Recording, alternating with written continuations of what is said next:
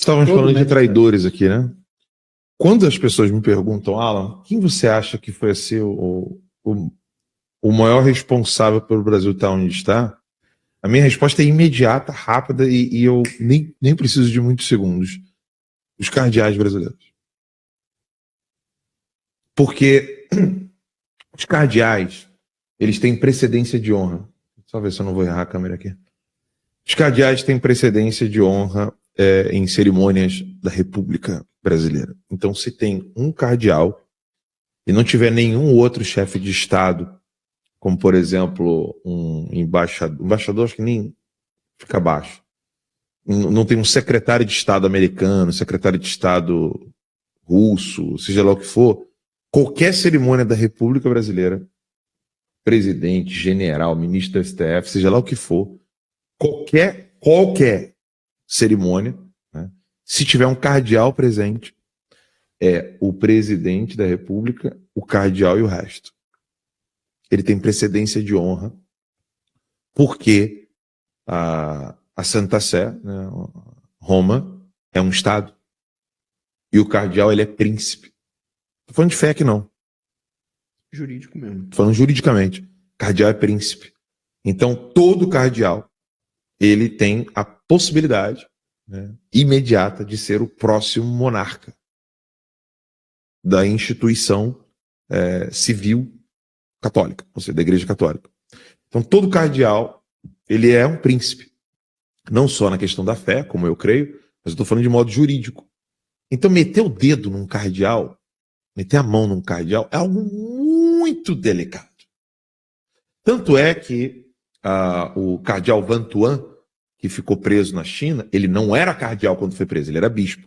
O cardeal Vantuan, para quem não sabe, ele celebrava a missa com farelos de pão numa mão, uma gota de vinho, acho que era duas gotas de vinho na outra e uma gota de água na outra mão.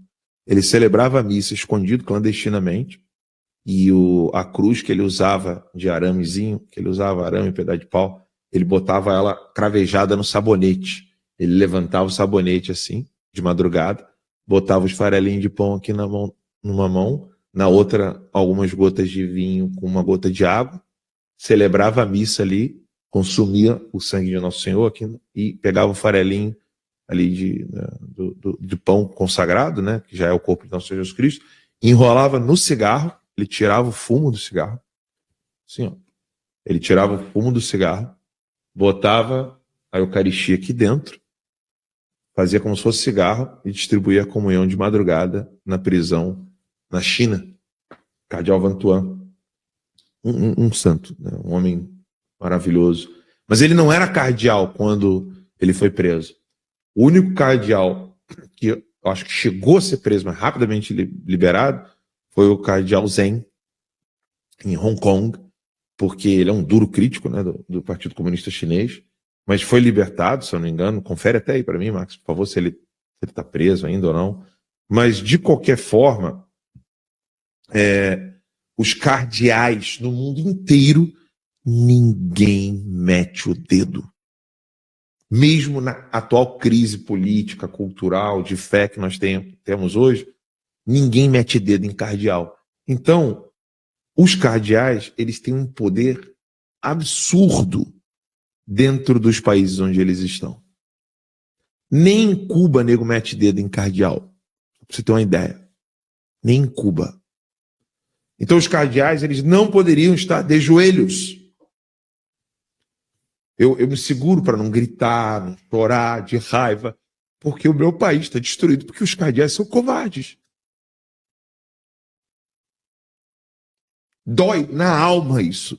Dói na alma. Porque isso do aborto não passaria. Alexandre de Moraes não existiria. Se nós tivéssemos um Lacombe, um Max, um Lude, um cardeal homem no Brasil. Padre Zé Eduardo não estaria sendo perseguido. Nós não teríamos pastores presos, perseguidos, nem católicos, nem evangélicos, nem ninguém. Se tivéssemos um cardeal. Então, quando se trata de meios de ação, poder real, e as pessoas gostam de olhar só os políticos, Eu falo assim, vocês estão esquecendo um personagem, a palavra personagem aqui me vem de modo impensado aqui, eu não sei qual palavra utilizar, mas o players, né? O player. Se tem um player no Brasil e no mundo todo que dorme em berço esplêndido enquanto nós estamos caindo no abismo da mentalidade revolucionária, são os cardeais. Vejam o quanto que faz um cardeal Burke aqui nos Estados Unidos. Esse homem, ele segurou o conservadorismo nos Estados Unidos, o cardeal Burke. E segurou com a unha, assim lá. Segurou com a unha.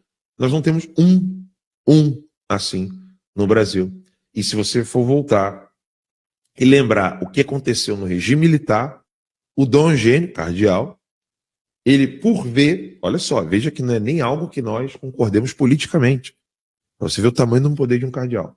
Ele vendo que algumas das ações do regime militar contra os comunistas e os socialistas estavam ferindo as leis brasileiras, ele abrigou alguns esquerdistas para protegê-los. E ele não era esquerdista, Dom Eugênio Salles, um grande conservador, mas ele abrigou o esquerdista e o regime militar não colocou um dedinho no Eugênio Salles. Ah, isso está muito distante. Beleza, vou te dar outro exemplo. Tá? Cardeal Scheid, que foi cardeal do Rio de Janeiro. Esse eu tive prazer de conhecer, prazer de conversar e conviver um pouco com ele, mesmo que não tão próximo assim. Sabe o que o Scheid fez? O cardeal Eusébio Scheid. Estava rolando esse negócio do aborto, né? Campanha de aborto no Rio de Janeiro. Isso eu e o Marcos. Hã? Eugênio, você falou Eusébio. Eusébio, não, eu tô falando do Eusébio. Foi o Eusébio? Foi o Eusébio. Você vai lembrar agora. Eu acho que a gente estava. Eugênio Salles e Eusébio Scheid. Eu tô falando do Eusébio Scheid. Isso. Então eu confundi, desculpa. Não, é que você vai lembrar agora. Ele era cardeal, estava cotada para ser senadora no Rio de Janeiro, com muitos votos e muito apoio, Jandira Fegali. E aí agora, peço até o Max para olhar aí, pode pesquisar rapidão para mim, bota assim, Scheid, Jandira Fegali, aborto, e tenta achar matéria de jornal que você vai ver. Aí o que aconteceu? Fegali estava ali, pronta para ser senadora. Assim, o negócio estava certo, sacramentado. Ela ia chegar lá pelo PSOL e ela ia botar o terror. E aí o Scheid me fala para todos os padres do Rio de Janeiro que é obrigatório dizer que fiel católico não pode votar em abortista. Foi o que aconteceu comigo, que eu falei outro dia na paróquia aqui de São Tomás de Aquino. Aí não, aí escuta, na homilia falou exatamente. Sensacional. Na época, um pouquinho antes da eleição, Trump e Harris, Kamala Harris, e o padre falou na homilia: cristão não vota em quem apoia assassinato de bebê no ventre da mãe. Aí ele fez isso com todos os padres do Rio de Janeiro. E ele ainda distribuiu panfletos que foi feito pelos movimentos pró-vida no Rio de Janeiro. Resultado: Jandira Ferrari tomou uma surra. Jandira Fegali tomou uma surra. Não chega a Ferrari nunca. A Ferrari, não é aquilo ali, não. Ela estava indo pelo PCdoB, né? PCdoB, obrigado, Max. Ela está até hoje no PCdoB. Ela nunca saiu, acho. E aí, o que acontece? Ela perde essa chance e tentou usar a maquininha do Estado, e a maquininha do Estado para funcionar. Né? O Tribunal Regional Eleitoral, lá do Rio de Janeiro, a Polícia Federal foi lá bater na porta dele, do cardeal. Sabe o que ele disse? Eu não abro para vocês e vocês não podem entrar aqui, saiam daqui. Ele botou a Polícia Federal para correr. É triste que nem mesmo os católicos se lembram disso.